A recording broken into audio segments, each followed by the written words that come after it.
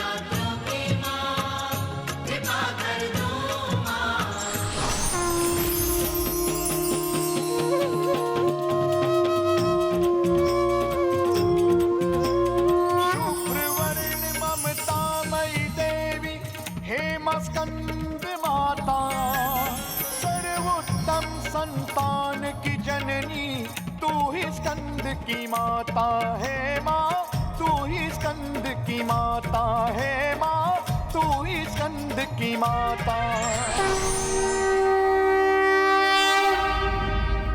कल नवरात्रि का 6वां दिवस है। कल हम माता के छठे रूप माता कात्यायनी की कथा सुनेंगे और जानेंगे कि कैसे माँ ने जगत कल्याण हेतु अपने स्वामी महादेव का वियोग दुख सहा था।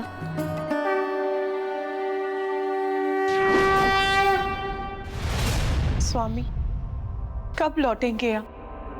क्या मेरे निकट आके मुझे अपने दर्शन कब देंगे आप? उमा, तुमसे दूर रहकर तो मैं भी अत्यंत विचलित हूँ।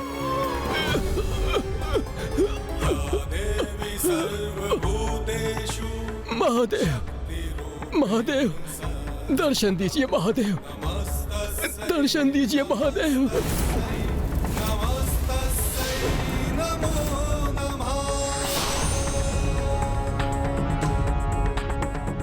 माता, मुझे इस बंदी गृह से मुक्त कराइए। मैं यहाँ अपार कष्ट में हूँ माता।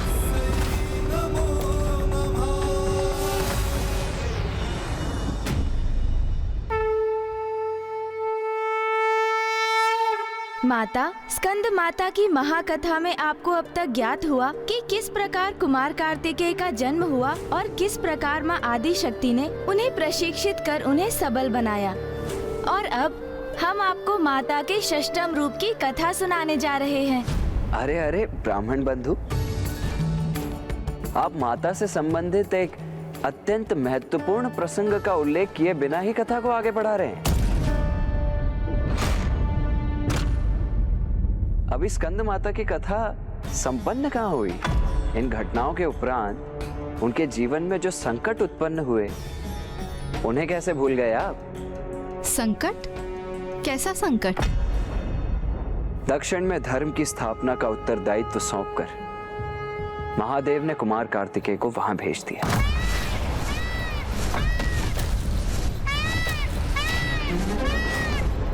जिसके उपरांत पुत्र वियोग उन्हें सताने लगा और मैं पूर्ण विश्वास से कह सकता हूं कि अपने श्रेष्ठ एवं सर्वाधिक प्रिय पुत्र के वियोग की पीड़ा को मिटाने के लिए ही उन्होंने गणेश जी को उत्पन्न करने का निर्णय लिया। अर्थात गणेश जी का जन्म हुआ। तो ब्राह्मण बंधु ये बताइए, तो ये संकट कैसे हुआ? अरे आपको ज्ञात नहीं ब्राह्मण बंधु? गणेश जी तो कुमार कार्तिकेय के विपरीत बहुत ही नटखट थे, नटखट भी और उद्दंड भी। जहाँ कुमार कार्तिकेय मेधावी थे, बुद्धिमान थे और धैर्यवान थे, वहीं गणेश जी इतने उद्दंड थे कि उन्हें तो समझाना ही अत्यंत कठिन होता था। किंतु वो माता के दुलारे भी थे। उनके लिए माता की आज्ञा शिरोप्रिय थी।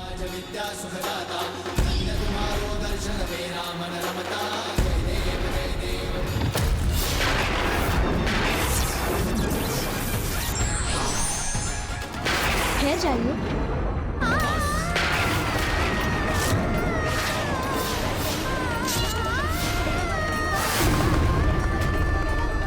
गज का मुख लगने के पश्चात गणेश जी का रूप पूर्ण हुआ।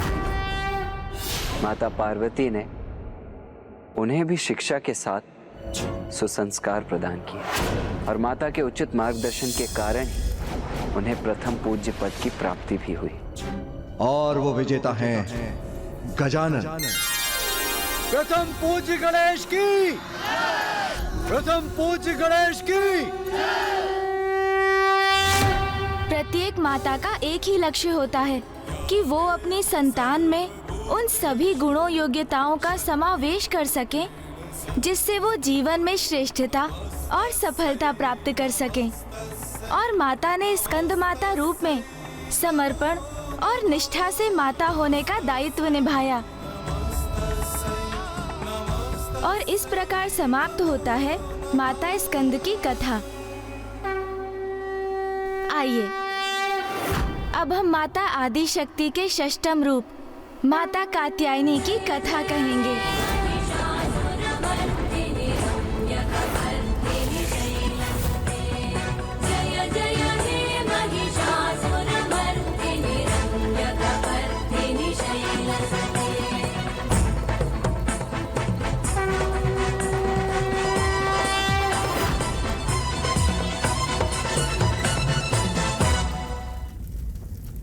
माता पार्वती ने एक कुशल गृहिणी के समान कैलाश में महादेव की गृहस्थी को संजोया, किंतु वो अपनी आंतरिक शक्तियों के बल पर ही ऐसा करने में सफल हो सकी। किंतु स्त्री शक्ति उसके गृह की सीमाओं से नहीं बंधी होती है। समय आने पर अपने गृह और परिवार के साथ साथ महान त्याग कर, यहाँ तक कि अपने पति और संतानों से दूर रहने का कष्ट सहकर भी संसार के संकट और दुख हरने के लिए तत्पर रहती हैं। सत्य है ब्राह्मण देवता, स्त्री के त्याग और बलिदान की कोई सीमा नहीं है।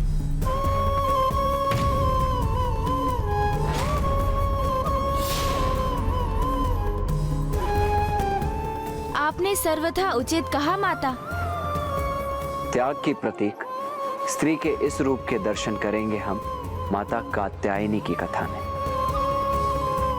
क्योंकि इस रूप को धारण करने हेतु माता को अपने स्वामी महादेव एवं दोनों पुत्रों कुमार कार्तिकेय एवं गणेश जी से दूर होने पर विवश होना पड़ा था। ये उस समय की घटना है जब संसार पर एक महा अत्याचारी दैत्य का आतंक छाया था और वो दैत्य महिष रूप में भी परिवर्तित हो सकता था। इसीलिए उसका नाम था महिषासुर। महिषासुर ने कठोर तप कर ब्रह्मदेव से वरदान प्राप्त किया कि उसका वध मात्र और मात्र कोई स्त्री ही कर सके, क्योंकि वो स्त्रियों को दुर्बल और हीन मानता था और उसे विश्वास था कि ये वरदान पाकर वो अमर हो गया है और उसके अनुसार कोई भी स्त्री उसका वध करने में सक्षम नहीं होगी। वरदान प्राप्त करने के उपरांत महिषासुर की शक्ति में वृद्धि होने लगी। उसने देवताओं को पराजित किया, त्रिलोक पर अपनी विजय प्राप्त की और संसार में महिषासुर का आतंक छा गया। जहां एक ओर महिषासुर के आतंक से संपूर्ण सृष्टि में त्राहिमाम का स्वर गूंज उठा था, वहीं दूसरी ओर उसका वध करने हेतु माता ने ऋषि कात्यायन के घर उनकी पुत्री कात्यायनी के रूप में जन्म लिया। ये भी माता की ही लीला थी। माता कात्यायनी ऋषि कात्यायन की पुत्री थी, इसीलिए उन्हें इस रूप में देवी कात्यायनी के नाम से जाना गया। जबकि दूसरी ओर समस्त सृष्टि महिषासुर के आतंक से त्राहिमाम त्राहिमाम कर उठी थी। तब समस्त देवता माता कात्यायनी के समक्ष पहुँचे और उनसे महिषासुर का वध करने का अनुरोध किया। समस्त देवताओं को, हम त्रिदेवों को, समस्त जगत को आपकी आवश्यकता है। एकमात्र आप ही महिषासुर का वध कर सकती हो। महादेव के आवाहन पर सृष्टि के कल्याण हेतु माता ने कात्यायनी अवतार लिया। देवताओं ने अपनी समस्त शक्तियाँ एवं अस्त्र माता कात्यायनी को प्रदान किए और फिर माता कात्यायनी सिंह पर आरूढ़ होकर विंध्याचल पर्वत की ओर प्रस्थान कर गईं। विंध्याचल पर्वत? वहाँ क्यों गई माता? क्योंकि बड़े से बड़े पापी को सुधरने का एक अवसर प्रदान करती है माता। किंतु निरंकुश महिषासुर कहाँ संभलने वाला था, इसीलिए अब उसका अंत निकट ही था और माता भी उचित समय की ही प्रतीक्षा कर रही थी। सत्य ही है, विनाश काले विपरीत बुद्धि, क्योंकि जैसे ही महिषासुर को ज्ञात हुआ कि एक सुंदर साध्वी विंध्याचल पर्वत पर तपस्या में लीन है, तो उसने विवाह प्रस्ताव के साथ अपने संदेश वाहकों को माता के पास भेज दिया। जाओ, विंध्याचल जाकर मेरा प्रस्ताव दो उस कात्यायनी को। कहो उससे कि सर्वशक्तिमान महिषासुर उससे विवाह करना चाहते हैं। जाओ और जाकर अपने महाराज को मेरा संदेश दो कि यदि उन्हें मेरा वरण करना है तो उन्हें मुझसे युद्ध कर मुझे परास्त करना होगा। माता की चुनौती सुन महिषासुर का पुरुष होने का दंभ आहत हुआ और वो मूर्ख उनसे युद्ध करने चला गया। तब माता और महिषासुर के मध्य भीषण युद्ध हुआ और जिसमें माता ने उसकी संपूर्ण सेना एवं उसके सेनापतियों को नष्ट कर दिया और युद्ध के अंत में माता ने महिषासुर के वक्ष पर त्रिशूल प्रहार कर उसका वध किया और संसार को उसके आतंक से मुक्त कराया।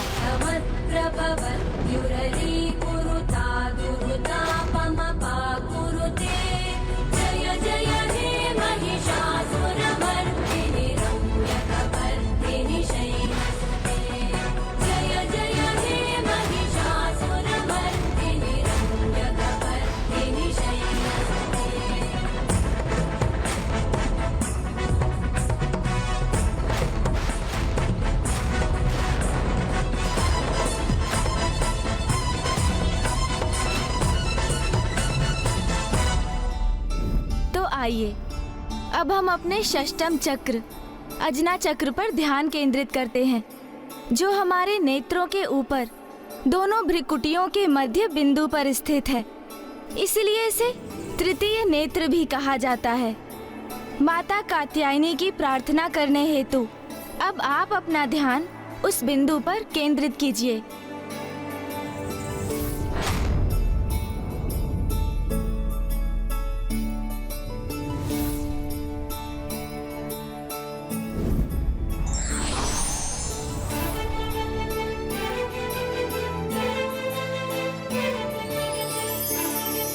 अब मेरा स्वयं से साक्षात्कार हो रहा है।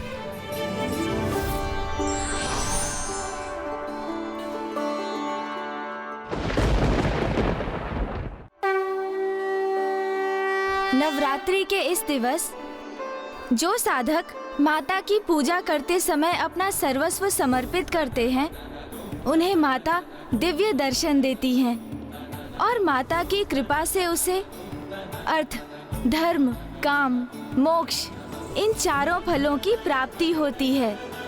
और वो जब तक जीवित रहता है, मृत्यु लोक में भी उसे स्वर्ग के अलौकिक तेज का अनुभव होता है। और पूर्ण भक्ति एवं निष्ठा भाव से जो भक्त माता की पूजा करते हैं, उनके जीवन से शोक, संताप, भय सदा सदा के लिए दूर हो जाते हैं और वो साथ ही जन्म जन्मांतर के पापों से मुक्ति प्राप्त करता है। अब हम माता कात्यायनी की आरती करेंगे।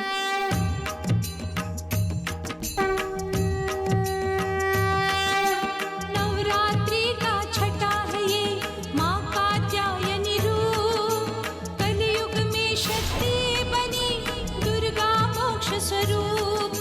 कात्यायन ऋषि पे किया माँ ऐसा उपकार, पुत्री बनकर आ गई शक्ति अनोखी धार। देवों की रक्षा करी लिया तभी अवतार, ब्रजमंडल में हो रही आपकी जय जयकार।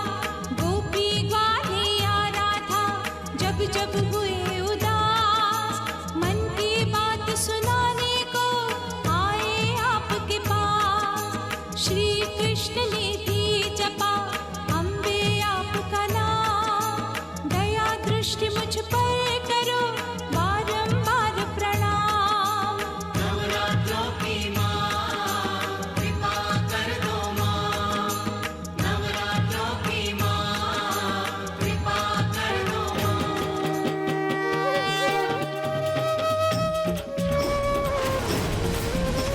शक्ति रूप महिषासुर मर्दिनी हे मां कात्यायनी, नारी का आदर्श प्रतीक तू ही जगत की जननी हे मां, तू ही दानव घातिनी हे मां, तू ही दानव घातिनी।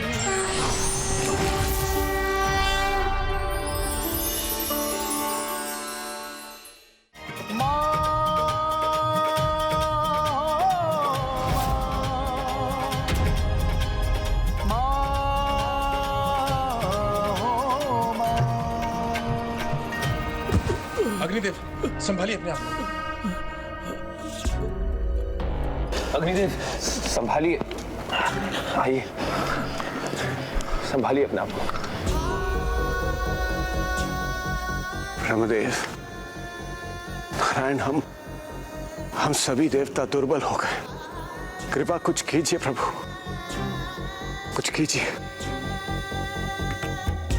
ये तो बहुत दुख की बात है कि यहाँ आप देवताओं की ऐसी दुर्दशा हो रही है और वहाँ वेद माता भी अपार कष्ट में है।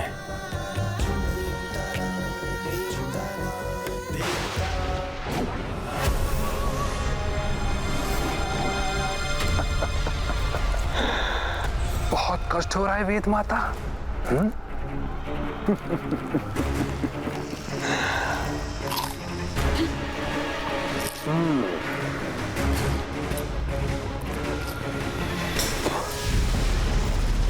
बहुत दुर्बल हो गई तुम वेद माता, बड़े दुख की बात है। मुझे यहाँ से मुक्त करो दुर्गमासुर, मुझे यहाँ से प्रस्थान करने दो। वेद माता, तुम्हें मुक्त करूंगा तो संसार में ज्ञान का प्रसार होना पुनः आरंभ हो जाएगा। मनुष्य सदाचारी हो जाएंगे, ईश्वर की पूजा यज्ञ आदि में लीन हो जाएंगे। इसलिए तुम्हारे यहां बंदी रहने से तुम्हारा ज्ञान संसार से लुप्त रहेगा, अज्ञानता छाए रहेगी और मूर्ख अज्ञानियों को मैं किसी भी दिशा में भटकाकर अपना सेवक बना लूंगा।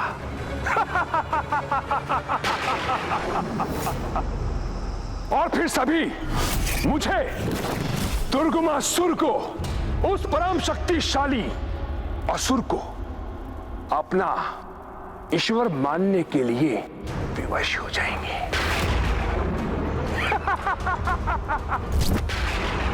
वेद माता, मैं हूं दुर्गमासुर, जिसने ब्रह्मलोक से वेद माता का हरण कर संसार से वेदों का अस्तित्व ही मिटा दिया। इसलिए मैं तुम्हें कदापि मुक्त नहीं होने दूंगा। वेद माता। माता, माता आदिशक्ति, मेरी सहायता कीजिए माता।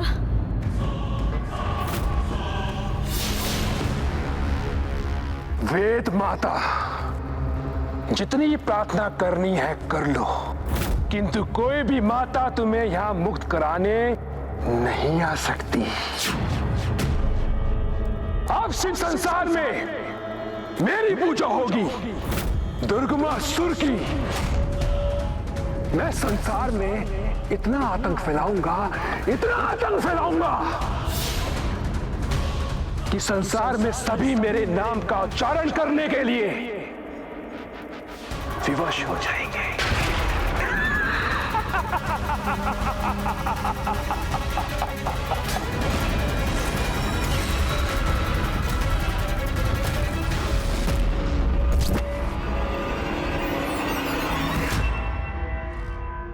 हमारे पास अब समय बहुत ही अल्प है महाराज, इसलिए माता की संपूर्ण कथा का समापन करना होगा हमें, क्योंकि मुझे आभास हो रहा है कि इस समय दुर्गमासुर के कारण संसार में पापाचार बढ़ता ही जा रहा है। यदि शीघ्र ही माता पिता का मिलन ना हो पाया तो उनकी अनुपस्थिति में दुर्गमासुर संसार का अहित पर अहित करता चला जाएगा। इसलिए दुर्गमासुर का वध करने के लिए माता पिता का मिलन होना अति आवश्यक है।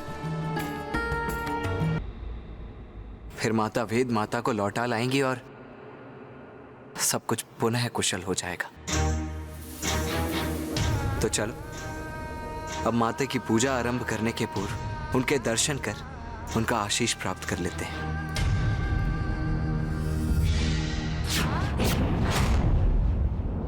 माता, आज हम महाराज देवोदास और महारानी सरला को आपके सप्तम रूप की कथा सुनाने जा रहे हैं। हमें आशीष दीजिए कि हम ये कार्य भली भांति संपन्न कर सकें। आप हमें राजभवन लौटने की अनुमति दीजिए माता।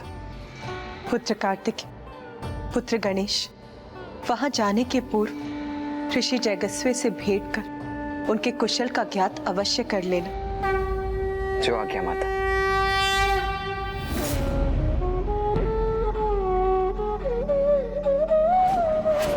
गणेश, ऋषिवर की नाड़ी में स्पंदन तो है, किंतु अत्यंत मध्यम।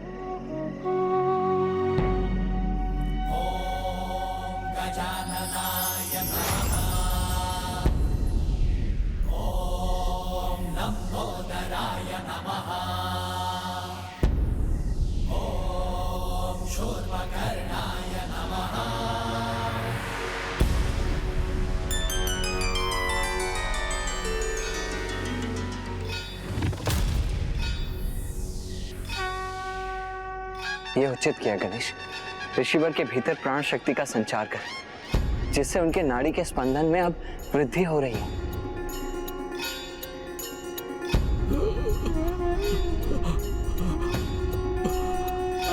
महादेव, आप आ गए प्रभु।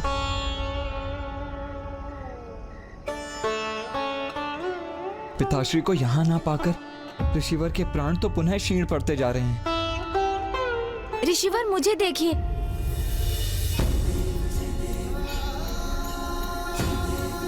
प्रथम पूज्य गणेश जी, महादेव कहाँ हैं? ऋषिवर, मुझ पर विश्वास रखिए, आपको महादेव के दर्शन अवश्य होंगे और आप अपनी पूर्ण आयु भोगेंगे। किंतु उसके लिए आपको अपने संकल्प को पूर्ण करने हेतु जीवित रहना होगा।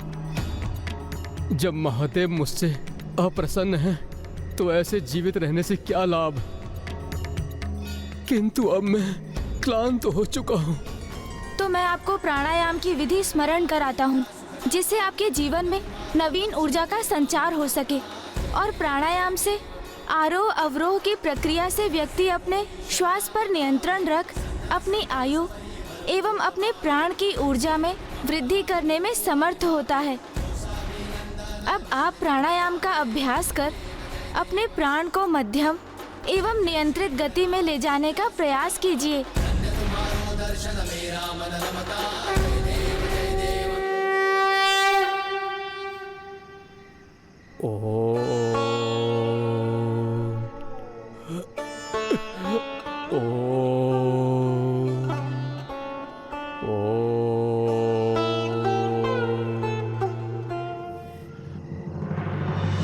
गणेश, ऋषिवर की नाड़ी का स्पंदन अब सामान्य गति की ओर लौट रहा है।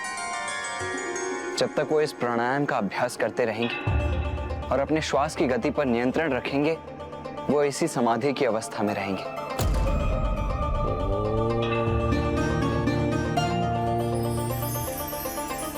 हाँ भैया, किंतु ये तो एक अस्थायी समाधान ही है और अभी 3 दिवस शेष हैं। हमें पिताश्री को काशी लौटाने का उपाय भी ढूंढना है। आओ गणेश, पूजा का समय हो चुका है, हमें राजभवन लौटना चाहिए अब। हाँ भैया।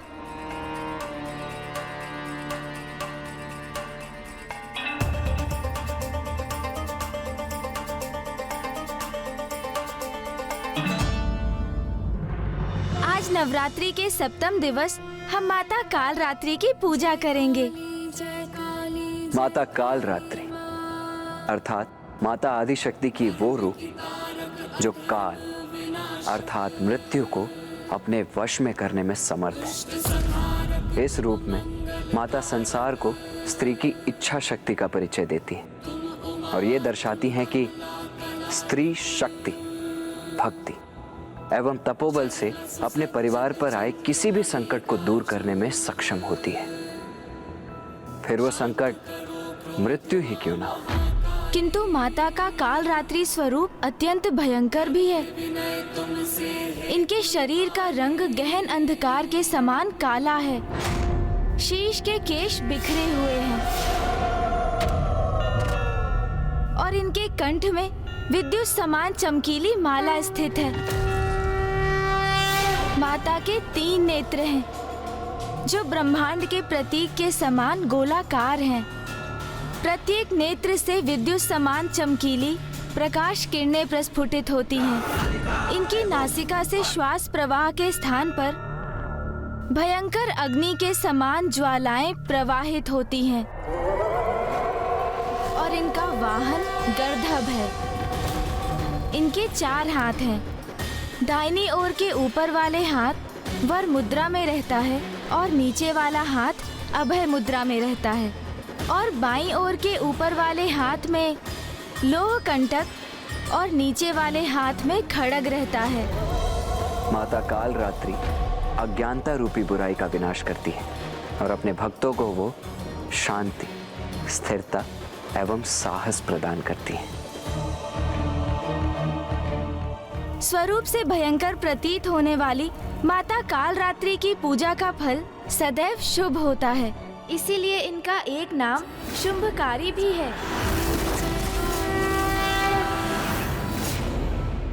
अब हम माता काल रात्रि की आरती करेंगे।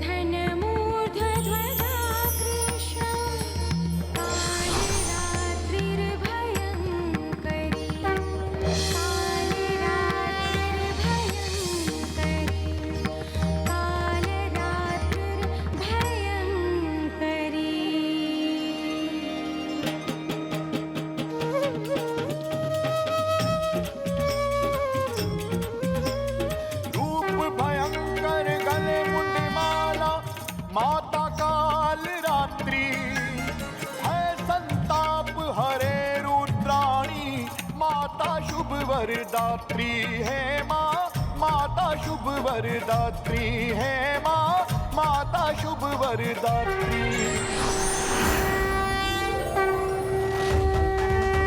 अब तक माता के 9 रूपों की कथा में आपने जाना कि माता ने शैलपुत्री रूप में महाराज हिमावन के यहाँ जन्म लिया, फिर ब्रह्मचारिणी रूप में कठोर तप कर महादेव को वर रूप में पाकर उनसे विवाह किया, फिर चंद्रघंटा रूप में घंटनाद से बुरी शक्तियों का नाश किया कैलाश और अपने स्वामी की कुशलता को सुनिश्चित किया। माता कुष्मांडा स्वरूप में माता ही संसार की प्राण शक्ति होती हैं और उनके स्मित हास्य से ब्रह्मांड का जन्म होता है। स्कंद माता रूप में माता ने कुमार कार्तिकेय एवं गणेश जी को संस्कार प्रदान किए। जिस प्रकार एक नारी अपने गृह में अनुशासन एवं समय का महत्व समय समय पर सबको ज्ञात कराती रहती है और अपने क्रियाकलापों से सभी को संचालित करती है, उसी प्रकार माता कालरात्रि हमें समय का ज्ञान देकर, समय पर नियंत्रण रखने की प्रेरणा देकर हमें अनुशासित करती हैं। माता के इस स्वरूप का प्रादुर्भाव तो इस कल्प में आगे चलकर होगा और तभी संसार को माता की कथा का ज्ञान भी होगा। किंतु ब्राह्मण देवता, आपने ये नहीं बताया कि माता कालरात्रि के जाप से, उनकी प्रार्थना से कौन सा चक्र जागृत होता है?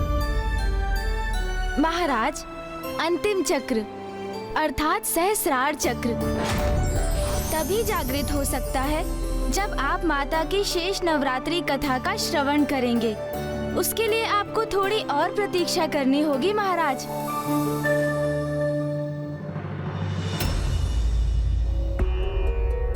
मैं और भैया भी तो उसी समय की प्रतीक्षा कर रहे हैं जब आपके समस्त चक्र जागृत हो जाएंगे और आप समझ सकेंगे कि पिताश्री का काशी लौटना कितना आवश्यक है। आज नवरात्रि का अष्टम दिवस है। आज हम माता महागौरी रूप की कथा कहेंगे। माता महागौरी, हम माता के इस रूप की कथा सुनने के लिए अति उत्सुक हैं ब्राह्मण देवता। गौर अर्थात स्वर्ण, माता का ये अद्भुत और सुंदर स्वरूप स्वर्णिम आभा से सुशोभित है।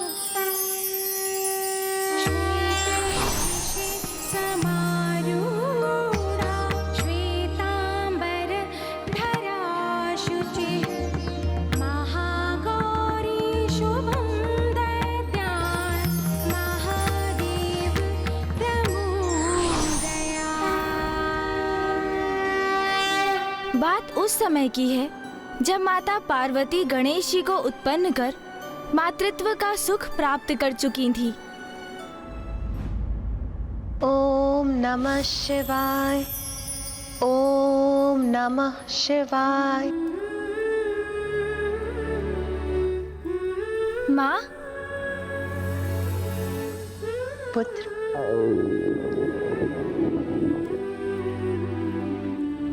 माँ मैं अपनी पूजा संपन्न कर चुका हूँ, किंतु मुझे बहुत भूख लगी है।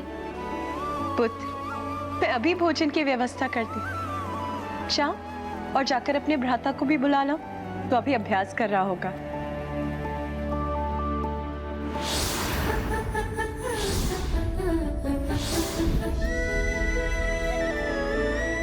माता तो पूर्ण रूप से अपनी गृहस्थी की देखरेख में मग्न हो गई थी।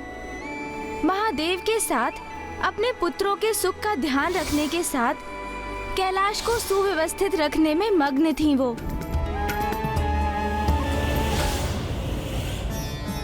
नाथ, देवी पार्वती को इतनी कुशलता से अपनी गृहस्थी संभालते देखकर देवी मैना और महाराज हिमावन को अपनी पुत्री पर कितना गर्व होगा ना।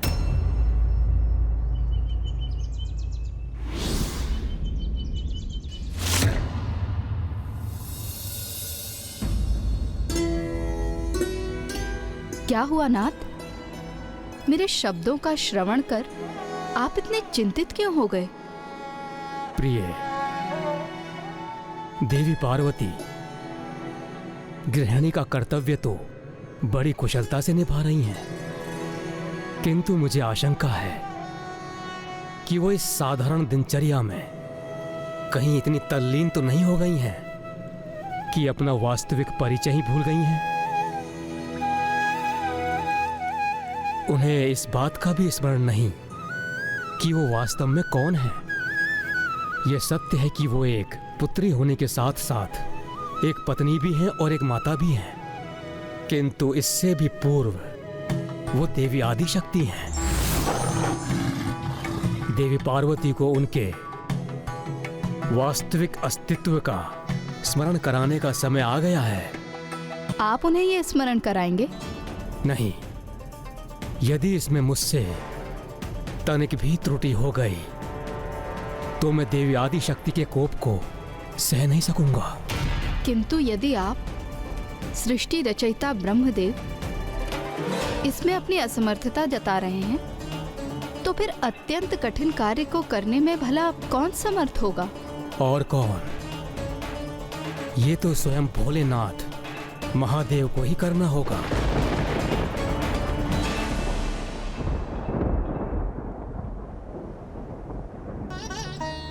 महादेव,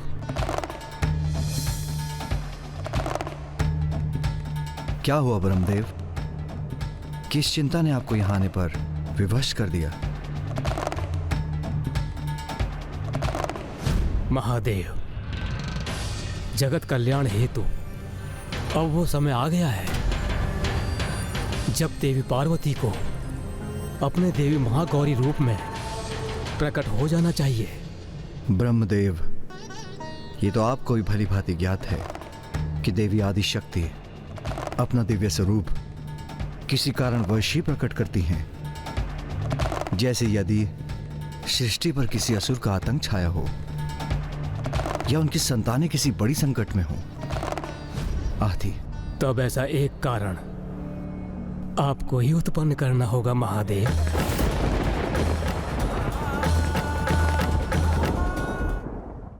देवी पार्वती अपने गृहस्थी में इतनी रम गई हैं कि वो ये भी भूल गई हैं कि उनका दिव्य स्वरूप क्या है। इसीलिए किसी प्रकार उनमें उत्तेजना उत्पन्न नहीं होगी। उनमें अपने दिव्य स्वरूप को धारण करने की इच्छा भी जागृत नहीं होगी। ब्रह्मदेव, स्पष्ट कहिए, आपकी मुझसे क्या अपेक्षा है?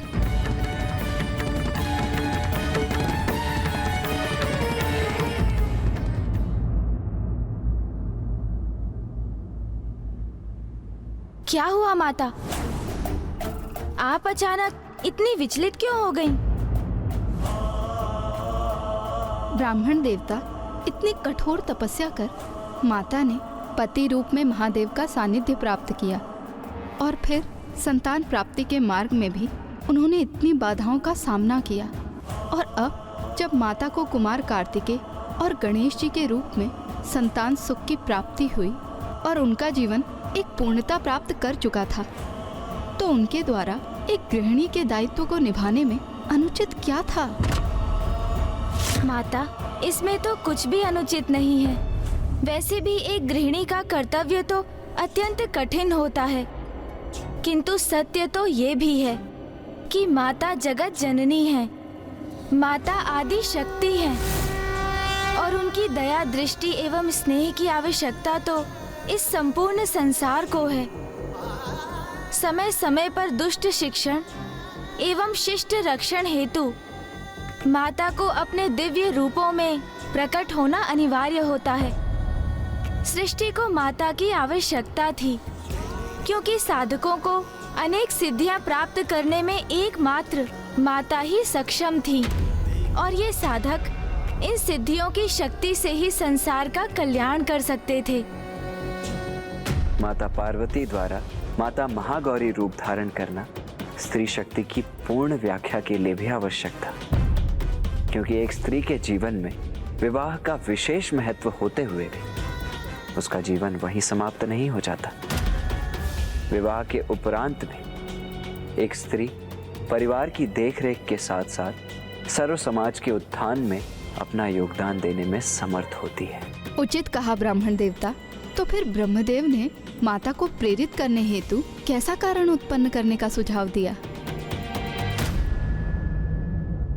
उनके अनुसार इसका एकमात्र उपाय था महादेव द्वारा माता का अपमान।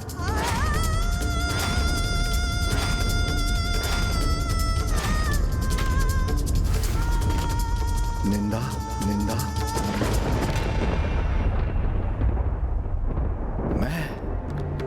मैं उमा की निंदा करूं? हाँ महादेव, आप किसी भी प्रकार देवी पार्वती के रूप की निंदा कीजिए। ब्रह्मदेव, मेरी अर्धांगिनी है उमा, उसका रूप नहीं, उसका तो संपूर्ण प्रतिरूप दिव्यता का प्रतीक है, अति सुंदर है, उनकी शक्ति अनंत है, स्वयं प्रकृति है। और ये ज्ञात होते हुए भी आप मुझे कैसा सुझाव दे रहे हैं? मेरे कथन को अन्यथा ना ले महादेव। कदाचित हमारे पास केवल यही एक उपाय है। संसार में कल्याण हेतु आपको ये करना ही होगा। और मुझे पूर्ण विश्वास है कि आप देवी पार्वती की निंदा करने का उपाय अवश्य ढूंढ लेंगे। तो क्या महादेव ने माता की निंदा की? उन्होंने इस परिस्थिति को कैसे संभाला ब्राह्मण देवता? माता पार्वती को स्वयं से विलग करने का महादेव के समक्ष यही एक सर्वोत्तम उपाय शेष था, जो उन्होंने अपने अनुसार उचित आशय से किया। किंतु अगले ही क्षण उनके कहे का कुछ ऐसा परिणाम निकलेगा